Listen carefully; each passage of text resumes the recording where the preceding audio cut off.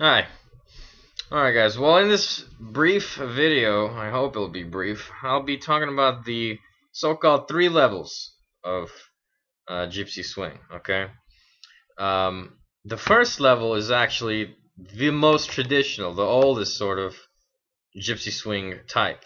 And before I begin, it's worth mentioning that these sort of classifications probably started to come along after the revival of Gypsy jazz in America, and more so in Europe, where when these master classes and all these camps started off, such as Django and Gene and all these, um, lots of master class teachers sort of began to divide up these rhythms into different levels. I personally have never been to any of these camps. I only know of these teaching methods through word of mouth, but I can tell you that I've definitely seen players play these three styles, and it's very obvious to especially more seasoned and older gypsy jazzers when more modern players today start using the likes of level 3. Level 2 and 3 are actually no more difficult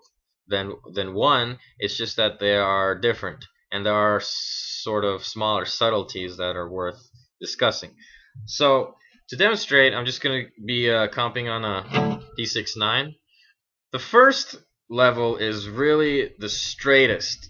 Okay, in other words, it is the sort of rhythmic style that Django would use in the early 30s. Okay, it's really just straight. There's no hiccup. In other words, there's no this figure.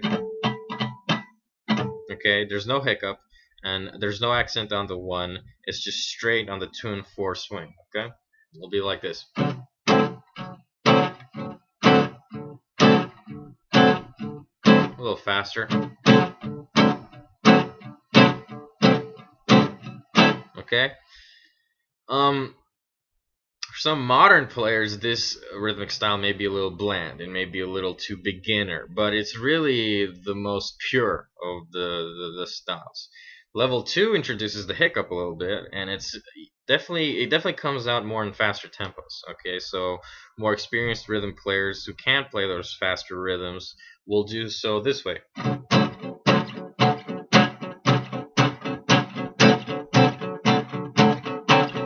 Okay, again, still the accent on the 2 and 4, very clear chords on the 2 and 4, and very little of the chord in the 1 and 3, and little accent. You only would hear maybe the root and the third.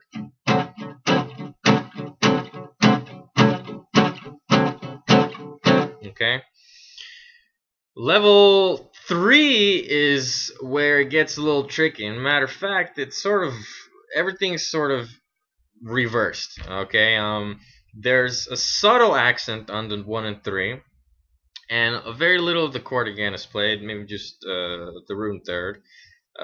But where the difference comes along is the 2 and 4, the pump is released. In other words, the pump, the thing you're doing here with your fretting hand, okay, this itself is called the pump.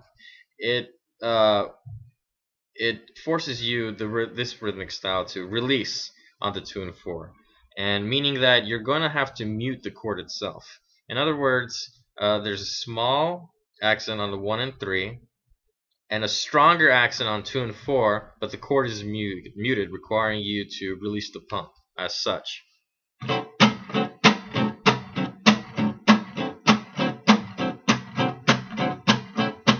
Okay, a little hiccup can be used, but not too much, and you could use a bit of the flesh on your thumb, okay, to get more of that muted sound. All right, so this style still swings, but for some older seasoned players, it can be a little confusing and even untasteful, because there's almost a sort of unimplied, but like an imaginary accent on the 1 and 3 that can really put some more older players off. So I hope that's been a decent insight onto the 3 types of gypsy swing styles, and I'll be making more videos soon.